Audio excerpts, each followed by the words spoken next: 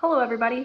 Today for our sketchbook warm-up, we are going to draw some eyes, some different cartoon eyes. And we are going to be using the two things we've been focusing on, line and shape, in order to make a variety of eyes. And this is just a starting point. There's so many ways that you can make lots of variations of eyes.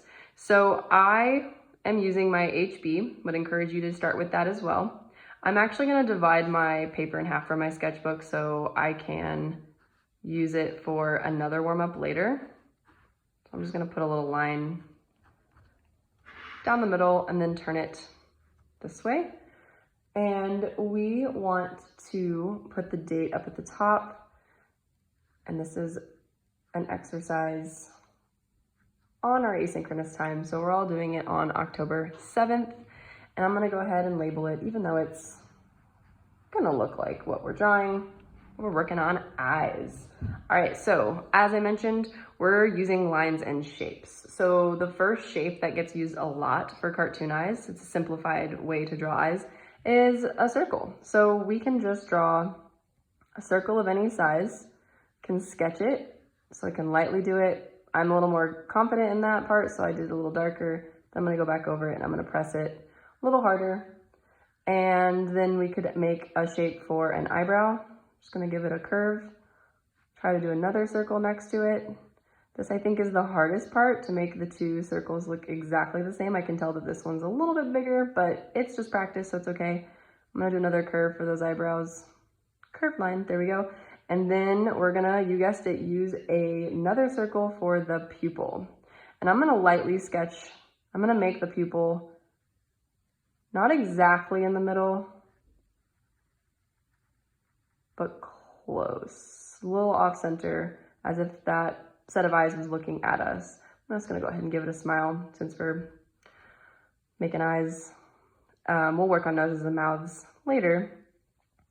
All right, I am not gonna use my HB to fill in the pupils. I can make a little circle, and depending on where you put the pupil, that's another option for giving your eyes a character that could be different based on where you put them.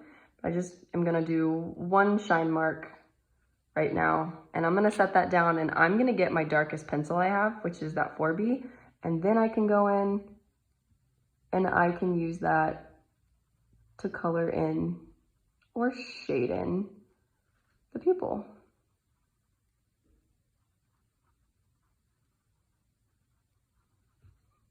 It's a pretty standard set of eyes. And with the circles and with the pupils, again, there's so many variations you could do with this. So just to give a few more examples. So I'm gonna pick that HB pencil back up, that standard drawing pencil, and I'm gonna just keep going with circles on this row. So I'm gonna make them a little bit bigger. That'll change my character's eyes. And this time for the pupils, I'm actually going to be putting them, I'm gonna put them like they're looking to the side, and I'm gonna make them more oval. That would change my character. And I could make it a little more dramatic, and I could put a big shine up here at the top of the circle and a little shine down here. That's a definitely different character feel. Especially for anime, you see a lot of the double shine.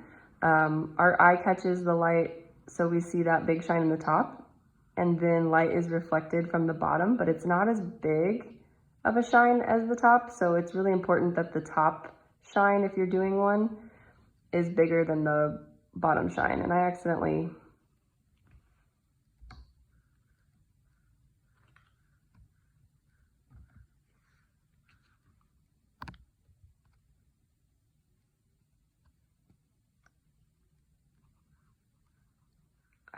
covered that shine up, but we'll leave it like that for now.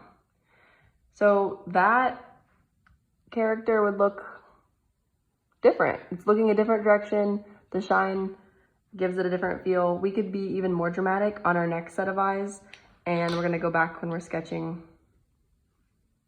I could use an oval, more of like a manga type style.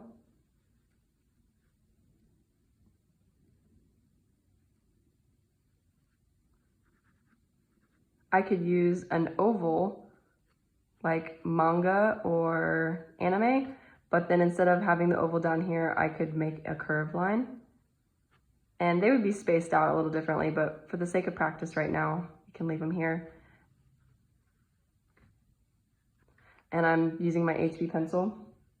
And I can, instead of making a full circle, I can use a curve to make the circle go in like this. It's a half circle. And then I'm gonna use a really big circle for the shine at the top. And a smaller, but still big enough to see more dramatic circle for the bottom. And then I would take my darkest dark that I have with me, which is the 4B. And I would go ahead and shade in that pupil.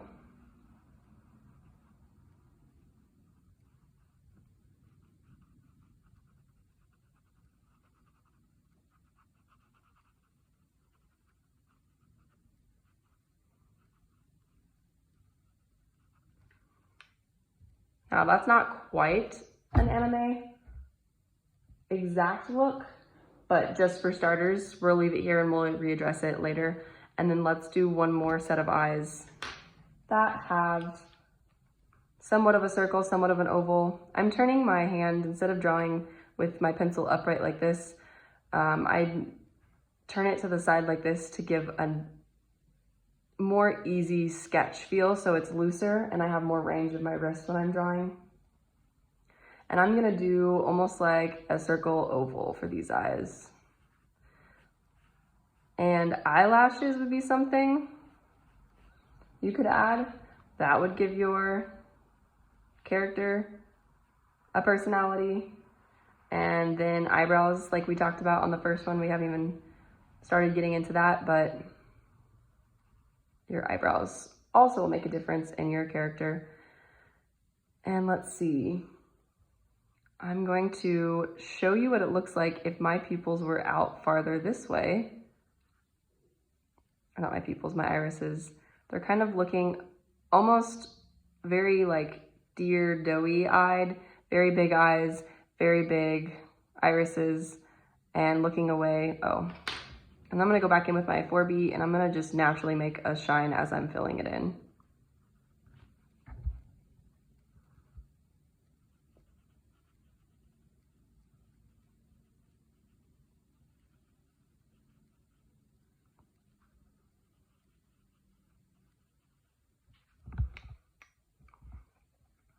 And I can darken these.